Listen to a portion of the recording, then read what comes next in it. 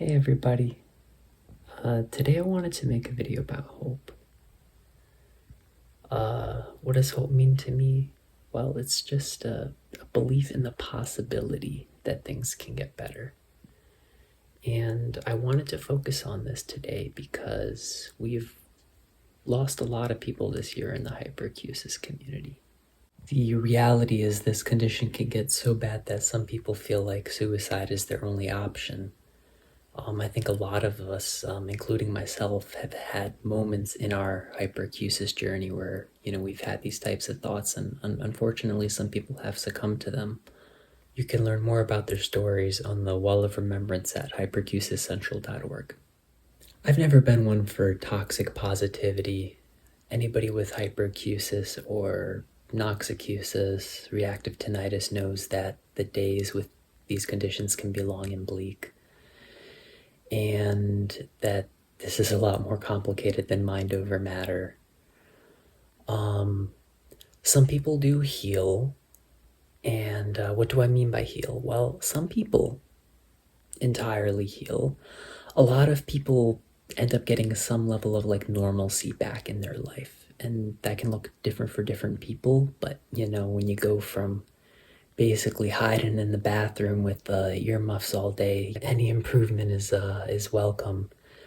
Other people don't get better, and still others continue to get worse, and this is a reality of this condition. And I think it's important to acknowledge that, we all have a different journey with this condition.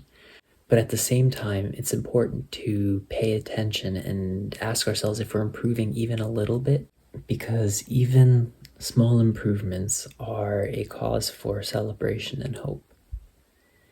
And I think it's important to keep hope alive, even if we aren't getting better, to be open to the possibility that through emerging research or, with time and the body's ability to heal, that things can get better. And that at any rate, wherever we are in our journey, that our lives can still have meaning. I feel like hope is often portrayed as an idealized storybook conception that isn't always realistic or attainable, and often borders on toxic positivity. The type of hope that I'm trying to foster on this channel is a real embodied hope that sometimes is powerful and inspirational, and at other times is just a dim flicker that needs to be kindled. And sometimes we can't do that alone. Sometimes we need somebody else to help us, fan that flame.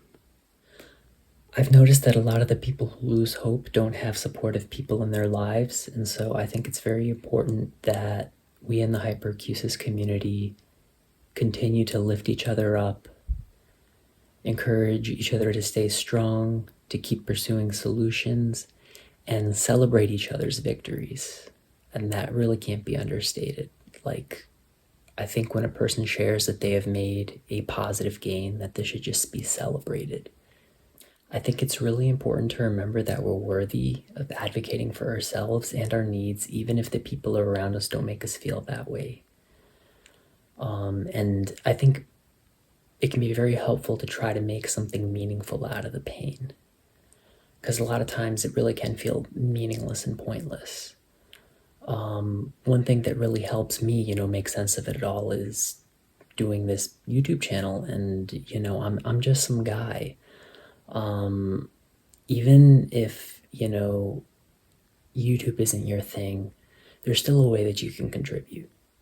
I think that a sense of community and purpose are some of the most powerful things we can cultivate for ourselves in the face of adversity.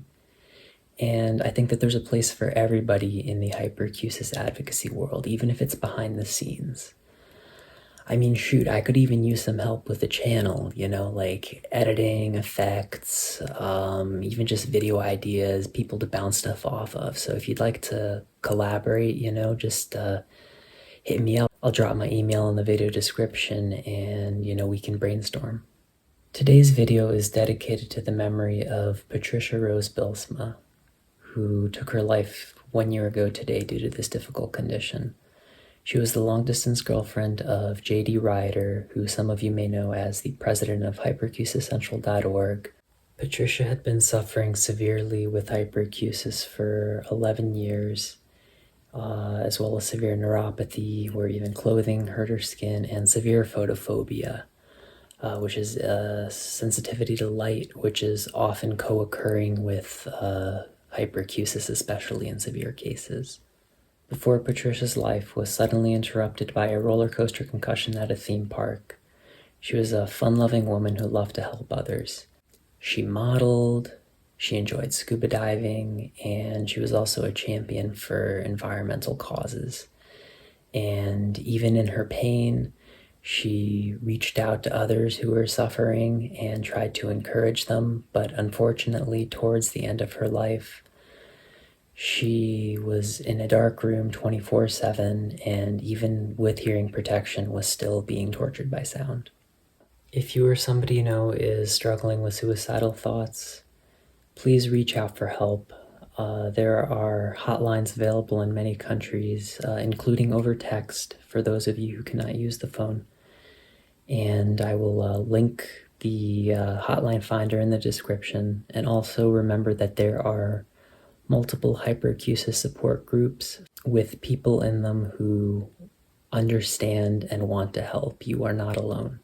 And even though this condition often forces us to stay silent, that should not stop us from sharing our stories. So if you'd like to share your story, you could always reach out to hyperacusiscentral.org, and your story can be featured on the website. I'll include the contact information in the video description as well. If you'd like to connect with me or share your story on this channel, I've left my email in the description below, and feel free to hit me up. And with that, I'm gonna wish everybody well. Even if it feels distant, there is hope. Until next time, peace.